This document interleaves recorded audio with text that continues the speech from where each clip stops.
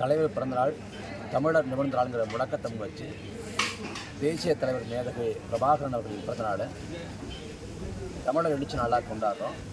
இந்த வாரத்தையே தமிழர் எழுச்சி வாரமாக கொண்டாடுறோம். 26ஆம் தேதி தான் பிறந்தநாள். 23ஆம் தேதியே இன்றைக்கி கொண்டாட தொடங்கிட்டோம்.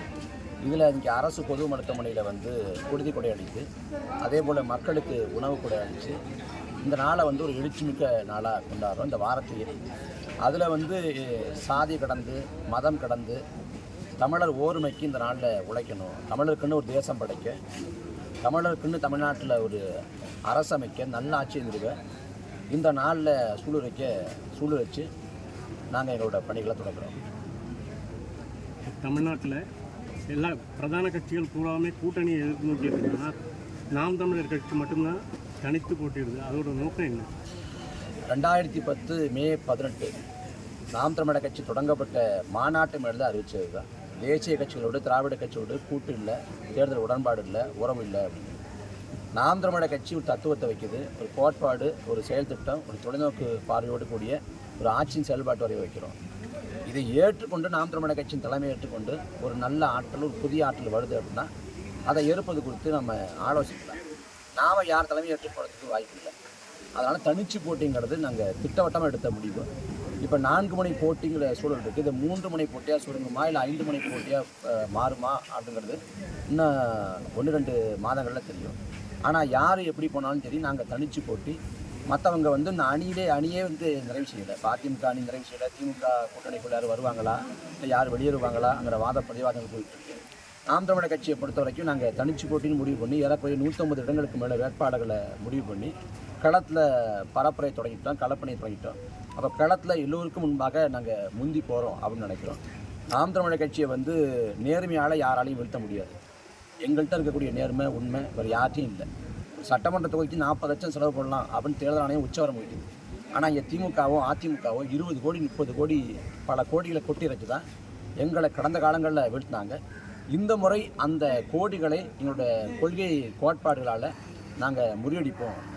கடுமையான கருத்தியல் பரப்புரை களப்பணி, அதன் வாயிலாக அவங்க என்ன பணம் கொடுத்தாலும், என்ன டோக்கன் கொடுத்தாலும், என்ன மக்களை விலை பேசினாலும் அதை தாண்டி நாங்கள் வெல்வோம் அப்படின்னு நம்புகிறோம். அதுக்கு தலைவரோட பிறந்தநாளில் தலைவரோட இந்த பிறந்தநாளை அனுசரிக்கக்கூடிய இந்த எழுச்சி வாரத்தை உறுதியேற்கிறோம்.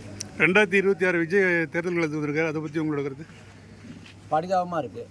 26க்கு பிறகு என்ன ஆக போகிறாருன்னு தெரியல. ஏன்னா அவருக்கு முன்னத்தியராக கமலஹாசன் இருக்கார். மையம் அப்படின்னாரு. 2018 கட்சி தொடங்கி 19 வந்தார். இன்னும் எங்கே மையமாக இருக்கார்? உதயநிதி ஸ்டாலினுக்கும் மையமாக நிற்கிறார். அவர் கடைசியாக சொன்னார், ரசிக பெருமக்கள் வேறு, வாக்காளர் வேறுன்னார். இப்போ கடைசியாக உணர்ந்துட்டு 2 தேர்தலுக்கு பிறகு அதை 2026க்கு பிறகு விஜய் சொல்வார். ஏன்னா ஒரு கட்சி வெற்றி தோல்வியை வச்சு மட்டும் மதிப்பிட முடியாது, தொடர்ச்சியான செயல்பாடு.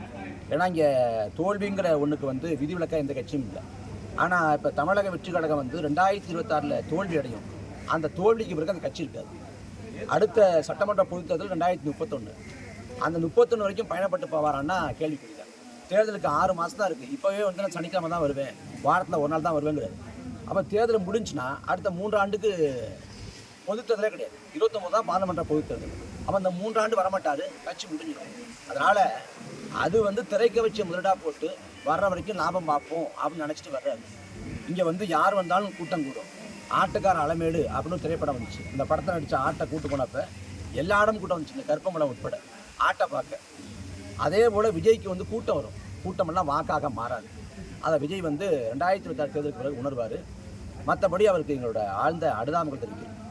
திமுக கூட்டணியிலேருந்து காங்கிரஸ் பிரிஞ்சு தாவாக்கா இணையறது கூட்டணி அமைக்கிறது வாய்ப்பு இருக்கு? அதுக்கு வாய்ப்பு இல்லை. ஏன் வாய்ப்பு இல்லைன்னா, தமிழ்நாட்டில் 10 பாராளுமன்ற தொகுதிகள் இல்லை, 10 பாராளுமன்ற உறுப்பினர்களை திமுக கொடுக்குது.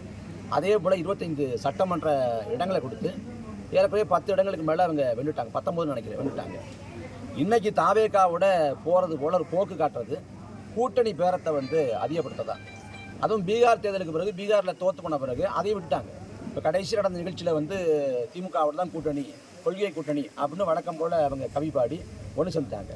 தாவேக்காவோட போகிறது போல் ஒரு போக்கு காட்டி தங்களோட வலிமையை அதிகப்படுத்த, கூட்டணி போகிற வலிமையை அதிகப்படுத்த தான் வேலை செஞ்சாங்க. இப்போ அதுக்கு வாய்ப்பெல்லாம் தெரிஞ்சு போச்சு. கொடுக்குறத வாங்கிட்டு இருக்க வேண்டியதான். அதனால் போக மாட்டாங்க. ஓகே.